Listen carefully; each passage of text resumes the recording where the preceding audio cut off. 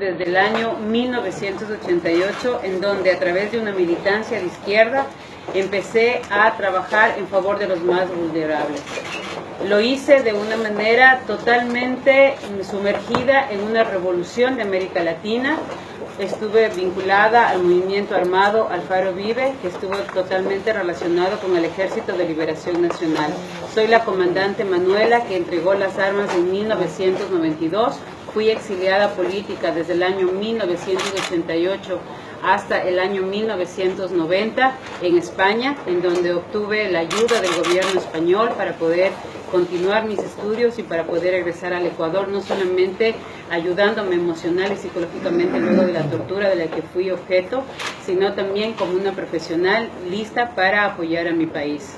En el año 1990 regreso al Ecuador como asesora del ministro de Educación, y inmersa en el proceso de educación empezamos una gran campaña para ir generando a nivel educativo y a nivel de salud una gran revolución de izquierda. Empezamos a meternos en el ámbito educativo, en el ámbito cultural y en el ámbito político, liderando diferentes procesos entre los cuales estaba fundamentalmente destinado a generar una discriminación hacia el varón, una empoderamiento de la mujer, pero también una salida de la iglesia dentro de los procesos, tanto sociales como educativos. Esa fue nuestra meta como grupos de izquierda. Nos tomamos las escuelas, nos tomamos los colegios, nos tomamos las organizaciones civiles, nos tomamos los sindicatos, pero además generamos procesos en donde la división de clases fue nuestra lucha fundamental. Hombres contra mujeres, niños contra adultos. En el año 2000, luego de 1990 al 2000, empiezo a trabajar como consultora. En el 92 dejo las armas y como consultora de las Naciones Unidas gano una licitación con términos de referencia totalmente establecidos para ser la ONG responsable en un convenio tripartito entre el Ministerio de Salud como el gobierno ecuatoriano, el Fondo de Población de las Naciones Unidas y la Corporación Educativa CIDED, de la cual yo soy la representante legal hasta el día de hoy. Un convenio de $6,5 millones que ingresaban al país con el objetivo de desarrollar proyectos de salud sexual reproductiva en el Ecuador que tenían como destinatarios hacer que los maestros entreguen y difundan la anticoncepción en los adolescentes, que las organizaciones de mujeres empiecen a trabajar sobre el tema del aborto y además empecemos a trabajar en el ámbito de salud, la exclusión de los padres de familia en la toma de decisión de los derechos en función de el cuerpo de los niños, es decir, que los niños tengan acceso a la anticoncepción sin conocimiento de los padres de familia, en donde los médicos tenían que entregar anticoncepción y eso deberían darse a través de las escuelas, cosa que hoy ya es una realidad en la mayoría de escuelas y colegios. Todo esto estaba encaminado a generar un gran recurso económico, no solamente para las Naciones Unidas, sino también para las farmacéuticas que nos estaban a nosotros financiando. Y lo tengo que reconocer con mucho dolor y mucha vergüenza. Nosotros sabíamos perfectamente, y todos los técnicos y todos los consultores de las Naciones Unidas sabemos claramente que nuestros fondos, que nuestros sueldos, que nuestros contratos, que nuestros proyectos están totalmente financiados por farmacéuticas y dependen exclusivamente de la venta que nosotros hagamos para seguir financiando nuestros proyectos. Un ejemplo clarísimo de eso es que de un proyecto de $6,5 millones en 4 años, logró el éxito de recaudar, y hasta el día de hoy ustedes lo pueden encontrar en cualquier informe de las Naciones Unidas, Ecuador vende un promedio de $1,5 millones mensuales en anticonceptivos. Por eso es un negocio la implementación de las políticas de salud sexual reproductiva en todos los procesos y en todos los estamentos. Ustedes dirán, ¿y qué fue lo que hizo que nosotros nos demos para atrás? En el año 2004 nosotros somos técnicos, nosotros evaluamos proyectos, nosotros sistematizamos proyectos.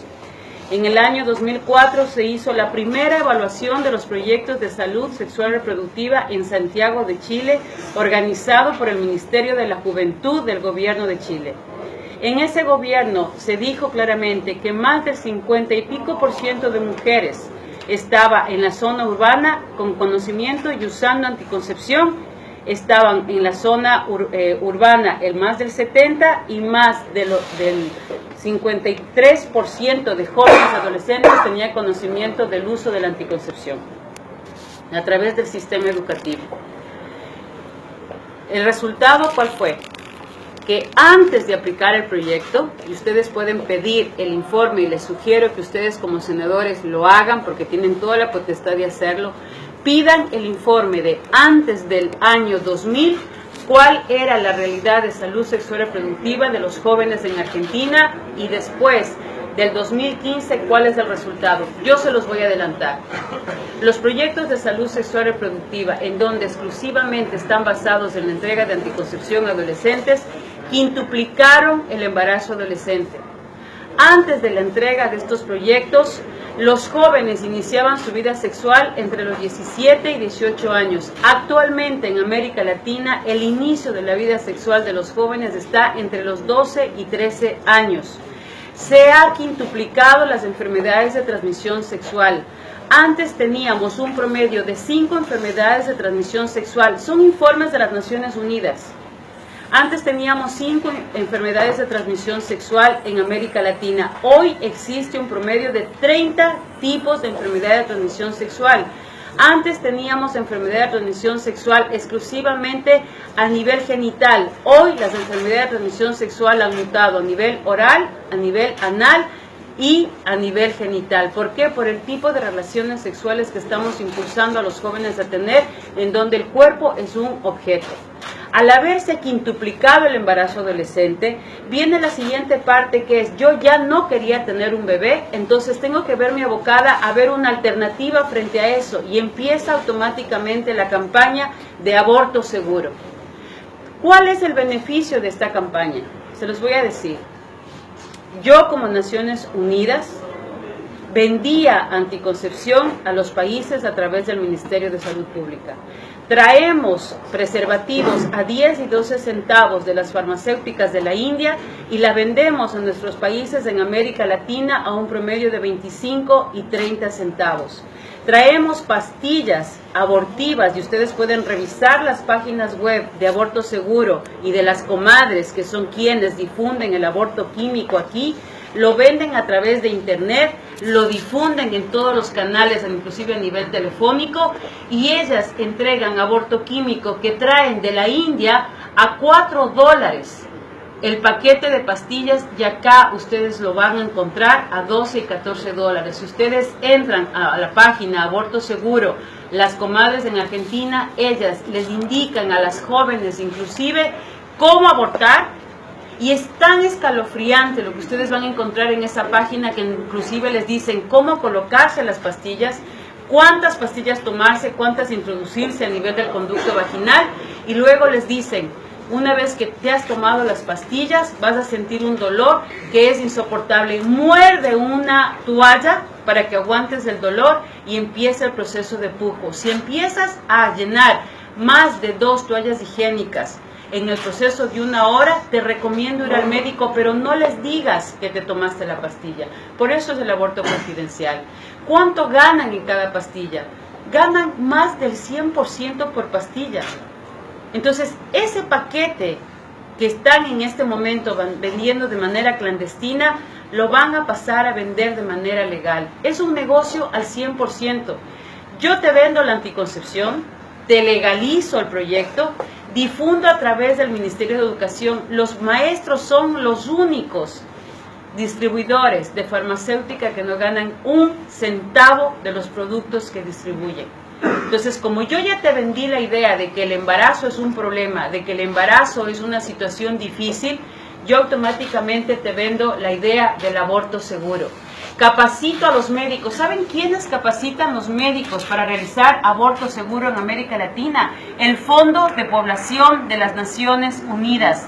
¿Saben quiénes van a recibir capacitaciones sobre cómo manejar leyes en el aborto seguro? Averigüen quiénes han sido los diputados, los senadores que han recibido capacitaciones de las Naciones Unidas, en donde yo hacía eso. Les entregábamos la ley, el proyecto de ley, a los diputados, a los senadores que nos interesaban